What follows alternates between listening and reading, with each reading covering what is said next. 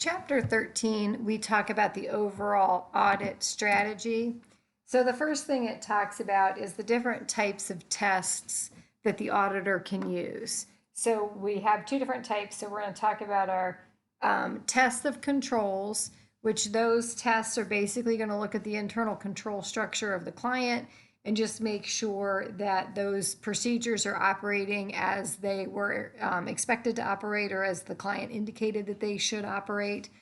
So the type of procedures that we would use to gain evidence of these internal control processes working correctly is inquiries of the client. So asking whoever's responsible for that particular job, what did they do and what could go wrong and how do they stop that from happening?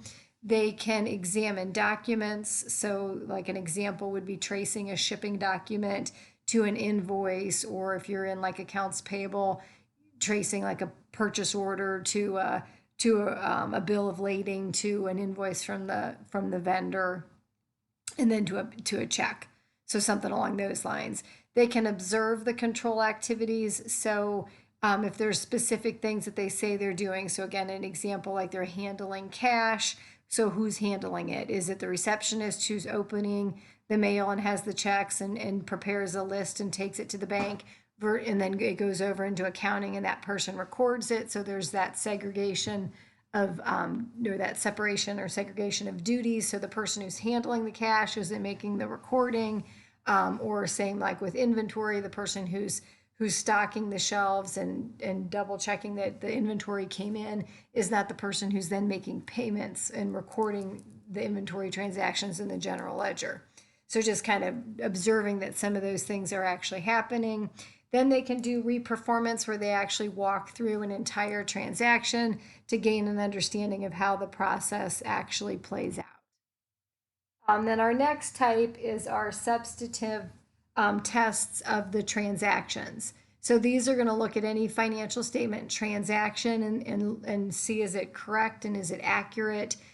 So how do we do that? We can test those transactions, again, relating to the specific audit objectives. That do they exist? Is the transaction complete? Is it at an accurate value? Is it classified right? Is it in the proper period? And then, does it summarize into the balance sheet? Because again, we're taking transactions and then putting them into the financial statement that they go, so that everything flows properly. And again, it's in the right period and everything's accurate. There can be a direct test of financial balances. So,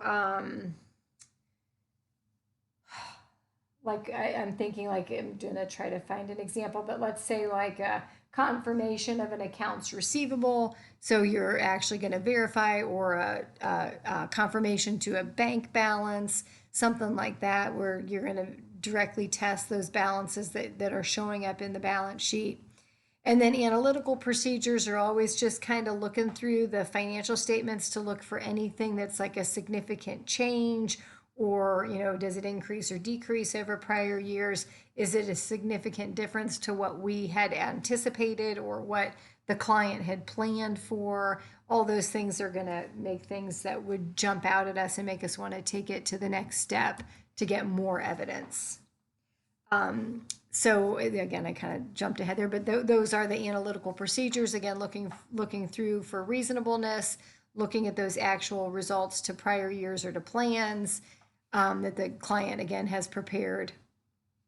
And then the reason we do analytical procedures, it helps us to indicate if there is a possible misstatement in the income statements or the balance sheet.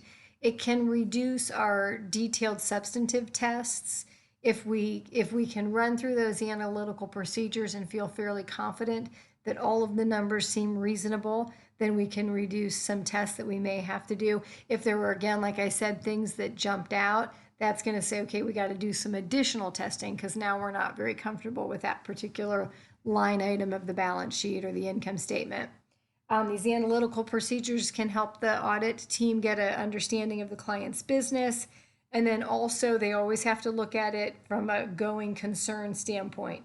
So that going concern means, will that business be successful in the future? Is there any reason to believe that maybe this business is not going to be, maybe they're heading into bankruptcy, maybe they're not efficient, maybe there's things going on that are illegal or a violation of industry standards or codes or things like that. So all those could be red flags to that this business really won't continue into the future.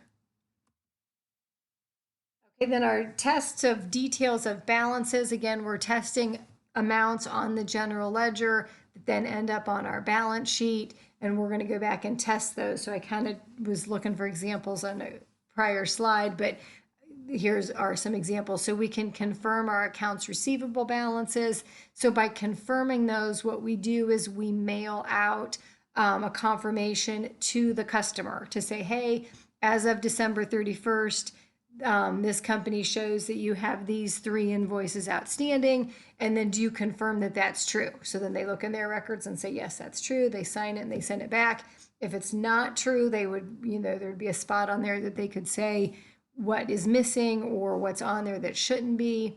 And another example would be actually going out during the physical inventory count. Normally the auditors are there at that year-end inventory and just double checking that everything is, the processes are running smoothly, double checking some of the counts that the people have put in, just to verify that inventory exists and that the count would be as accurate as possible.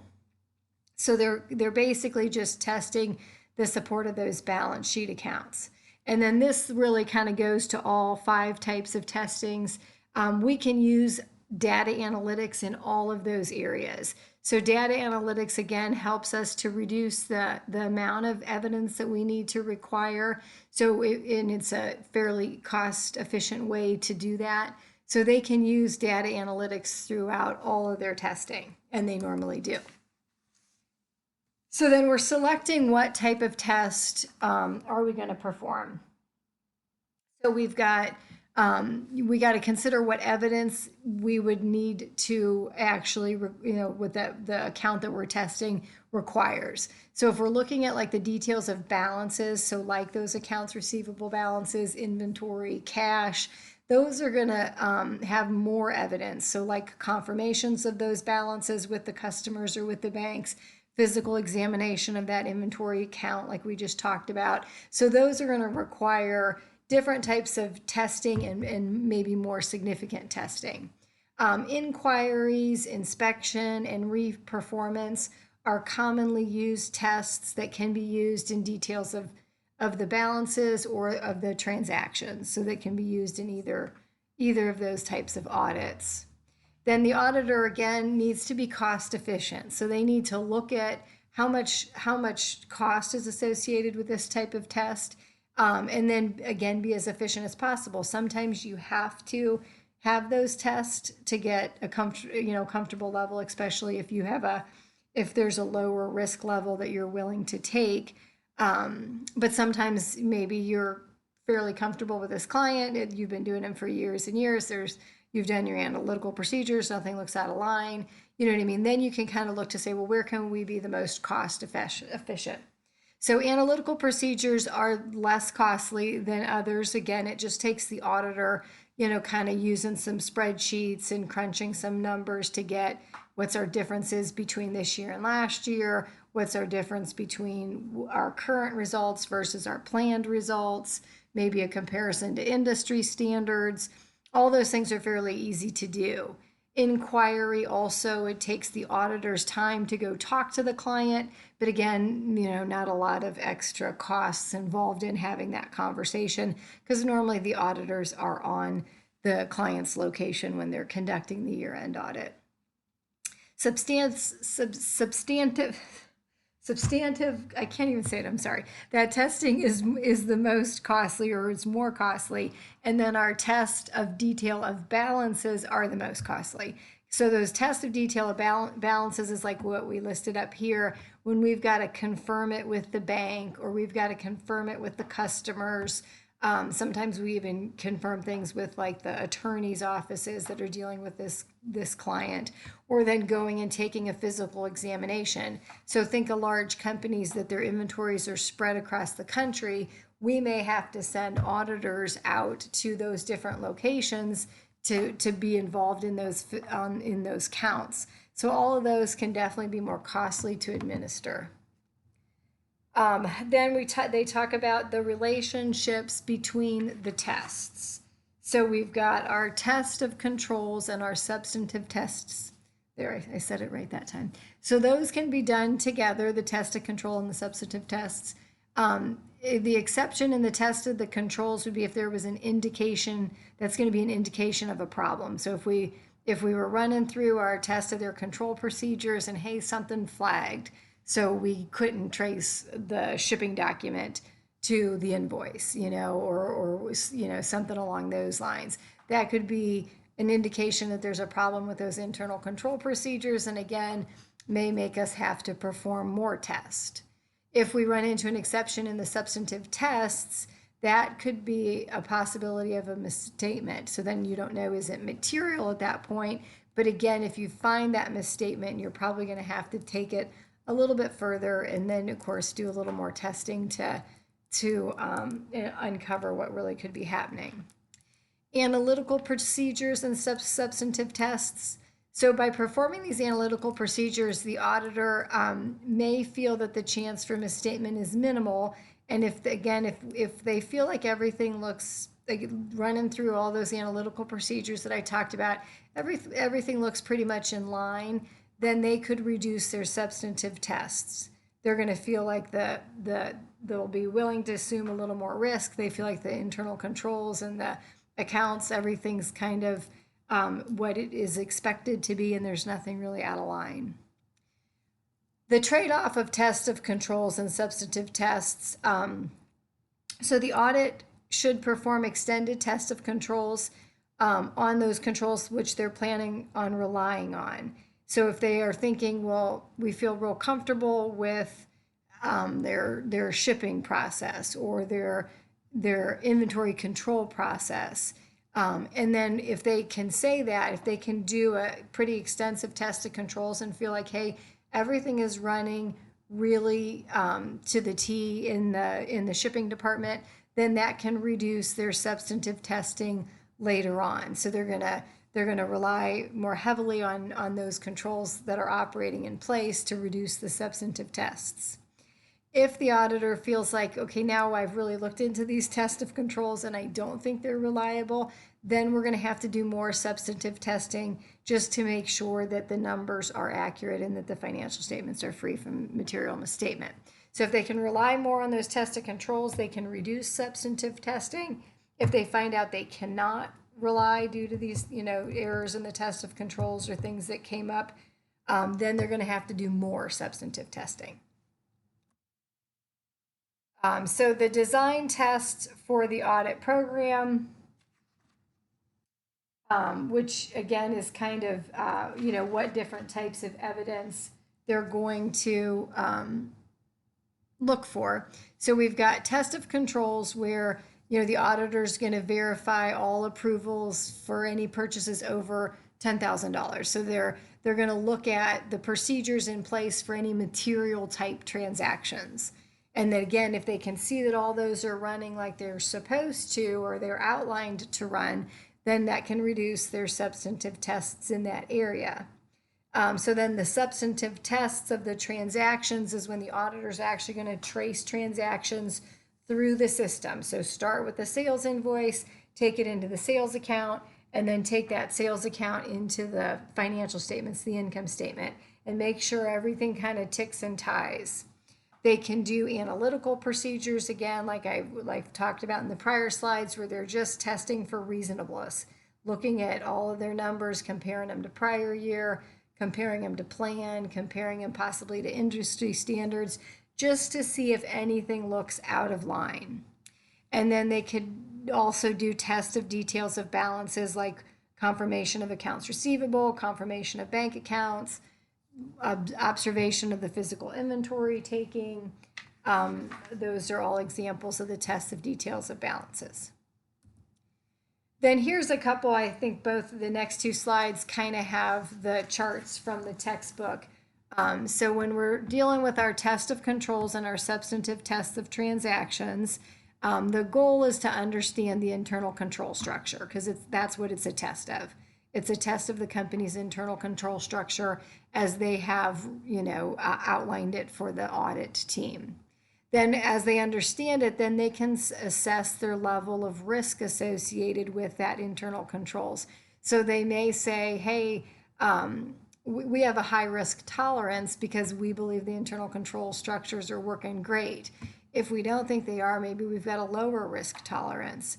And then that's going to help us determine the extent of the test of the controls that need to be done. For public companies, again, they have a separate report or a separate opinion issued over their internal controls. So they're going to have to audit those internal controls in order to issue that opinion.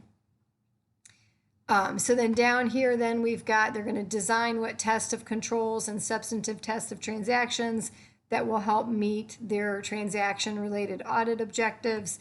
So then, kind of what feeds into that is which audit procedures they're going to use, the sample size, which items they're going to select, and the timing. So this kind of gets into more of the details of how that audit plan would work for that test of controls or that substantive test. Then we have our tests of details of balances. So those again are like what's in my cash account, what's in my accounts receivable account, what's in inventory. So then kind of all the items like on our balance sheet. So this gives an example specifically to accounts receivable. We can have tests of details of balances to any of those different accounts that end up on the balance sheet. So this example is for accounts receivable. So you want to identify significant risks for a material misstatement in that accounts receivable. So again, this could be different depending on what it is. So like, let's say, maybe it's like a retailer and we're going to look at inventory. Well, maybe that's a high risk. There's a lot of theft. Could be people within the company stealing, could be people outside the company stealing. So maybe there'd be more risk associated with inventory than, let's say, accounts receivable. Maybe it's a customer who only, or a client who only has 3 main customers and they pay regularly on the 10th of every month. Then there's going to be a low level of material misstatement. Excuse me.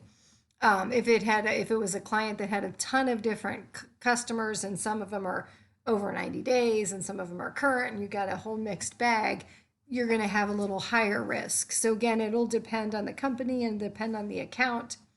Then you're going to set that performance materiality for the accounts receivable. So that could be a specific dollar amount that you would consider material to those financial statements.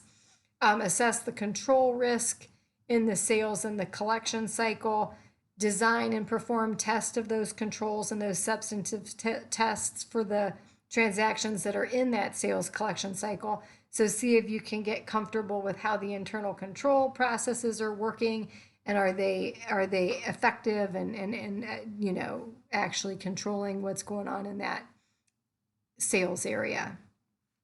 Then from there, again, depending on what this tells us from a risk standpoint, then we are going to design and perform those substantive analytical procedures and the test of the details of that balance.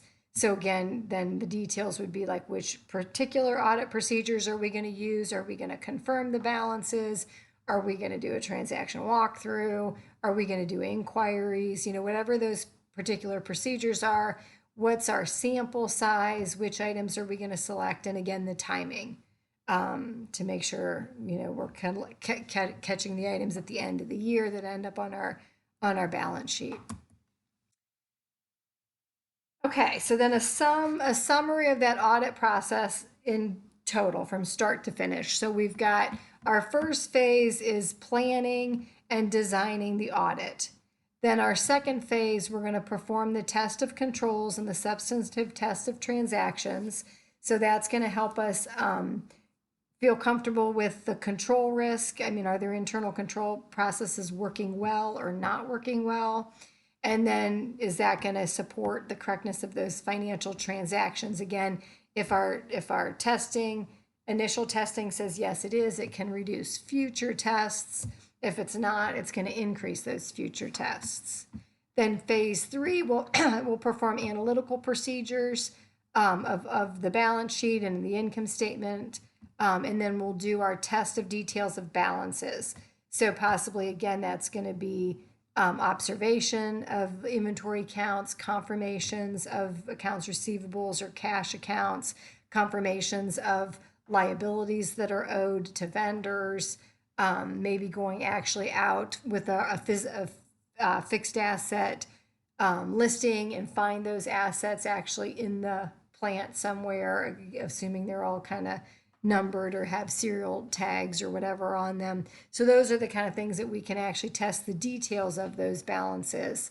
And then always analytical procedures, like we've said, we use those in kind of all phases of the audit, starting with our planning process through actually our testing of the transactions and testing the details of balances, because the analytical procedures are less costly, and if we can get comfortable, it'll help us reduce the future tests that we need to do. Then we'll go through our final phase, which is completing the audit and issuing the report. And then we also have to consider any contingent liabilities that may be out there or subsequent events that have happened from the balance sheet date to the date that the auditors sign that report. So they're responsible for disclosing anything major that would happen in that time frame. So that kind of completes the whole audit process.